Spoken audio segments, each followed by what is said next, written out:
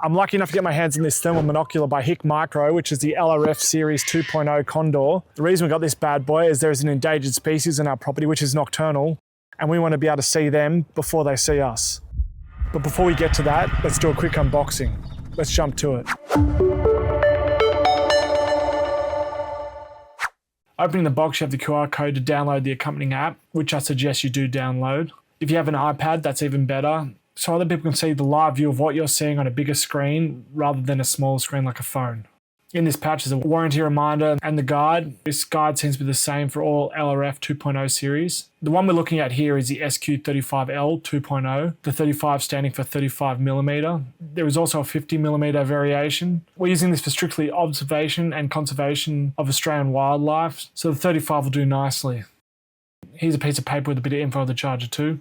Okay, onto the thermal monocular itself, which is in this nice camo bag.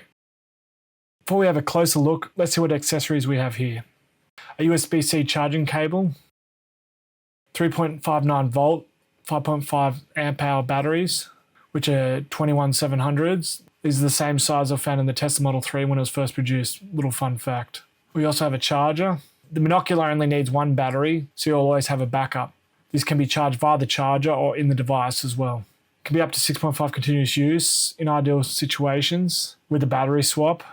But I've heard this isn't the case, so I'll let you know how we fare out there. And while we have these batteries here, we probably should get them onto charge.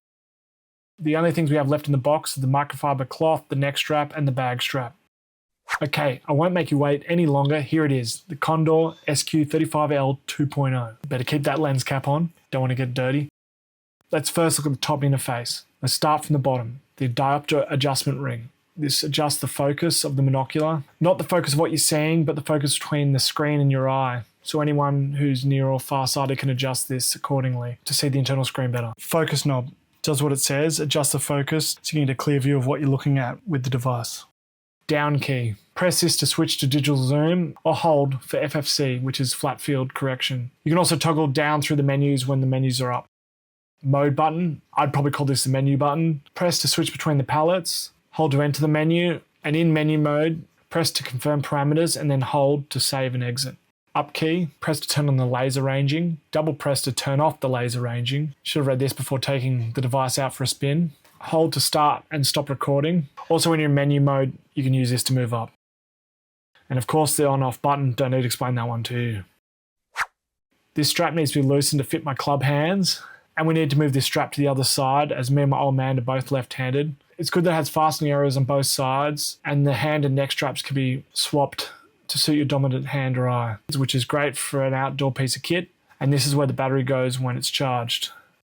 Whilst I'm hooking on the straps to the bag and the device, let's talk about the specs of this Condor SQ35L. The image sensor is a VOX uncooled vocal plane arrays. Max resolution is 640 by 512 pixels. Frame rate is 50 Hz. Pixel interval is 12 UM. Response waveband is 8 to 14 UM. NETD less than 25 MK or at 25 Celsius or F hashtag equals 1.0. Now those last three, I'm not sure exactly what they mean. I've looked it up, but you might want to look at those in detail if they mean anything to you. The focal length is 35mm f1.0. Detection range 1800 meters. Magnification 1.9x to 15.2x. Pretty much digital zoom up from 1.9x. Field of view in degrees per 100 meters, 12.5 degrees to 10 degrees, and 21.9 meters times 17.5 meters.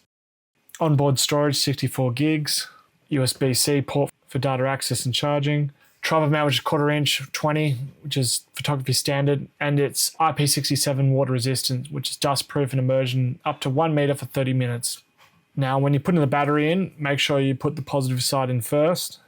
Now that's in, let's link it to the Hikmicro site app. I'm going to demonstrate this on my phone, but I'll be using an iPad when we go out spotting. You can scan the QR code on the box or in the manual, or just search in the App Store, Hikmicro site. Once you've downloaded the app, click Connect Device and scroll down to Condor 2.0. Don't fall for the trap of clicking System Settings button or the Bluetooth button there. They take you to the wrong place. Just follow the instructions on screen and open up the Wi-Fi on your phone. Make sure the Condor is on and the hotspot is activated. You can toggle between 2.4 and 5G. I'll throw up the differences on screen for those so you know which one to use or suit your situation better. The password for the Wi-Fi connection is exactly what's on screen, so just put that in. You do not need an internet connection for this to work out in the bush. The monocular itself is transmitting the signal, no cell network or Wi-Fi needed. Okay, your device is up and showing on the main screen. You can connect to it from here for live view. You can see what the device is seeing, and you have some control over the device from the phone. It's hooked up to here. You can see me going through the different palettes whilst I'm looking at my hot router. Also, you can make it full screen by rotating your phone. I won't go into the full details of the app now, but if you'd like me to, comment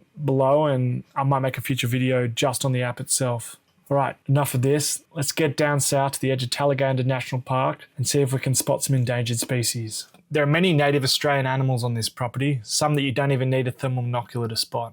First thing I wanted to test was doing some animal spotting at dusk, as this is a particularly hard time to see animals. And a fair few marsupials are crepuscular, so they like to be out at dawn and dusk. We're doing this spotting from the deck of the tiny home, just looking onto the hillside.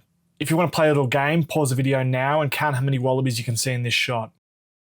If you're playing along, you would have seen 4, and you can even see them moving behind the trees and hanging branches and scrub. It's wild how the thermal monocular reveals a whole hidden world that you wouldn't even see with the naked eye. On a side note, if you want to see a tour of the tiny home we're sitting at, I'll leave a link in the description below.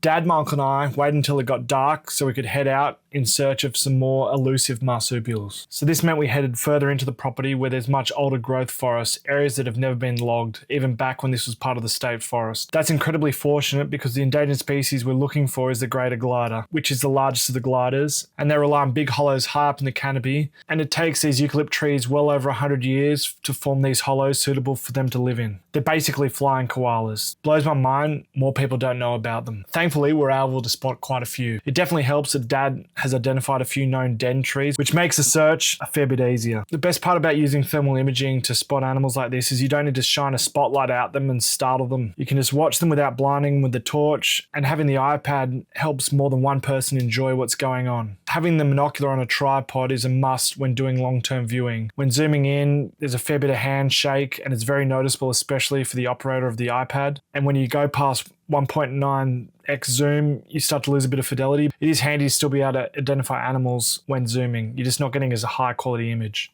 Being able to remove the branding and the rangefinder from the overall shot is always great to get cleaner shots, especially when you want to make a YouTube video. So thank you Hikmicro for adding those features. Seeing the greater glider's tail just sway in the breeze is something to behold. For a small animal, the tail can grow up to 1 meter long, which is over 3 feet in freedom units. Mind my camera work here, I was just pretty keen to capture all 3 gliders that were so close together. We haven't often seen 3 in one spot. Sometimes we see 2, maybe a mother and their joey, but not 3. They're only a tree or 2 apart. Also managed to see a ringtail. This is one of those shots I hadn't removed the rangefinder. Saying that, the rangefinder does come in handy, so you can gauge how far an animal or an object is from you. Here are probably eastern grey kangaroos that are 155 meters away, which is over 500 feet, sitting in an open paddock. The monocular can even pick up heat signature, a freshly laid wombat turd, or even picking up the heat from an active wombat hole. Seeing the thermal footage, it's really hard to portray how dark it is outside in these shots. If you weren't looking through a monocular, all you'd see would be black now, and you only hear a wombat scurrying off, and you'd assume it's probably the Jabberwocky.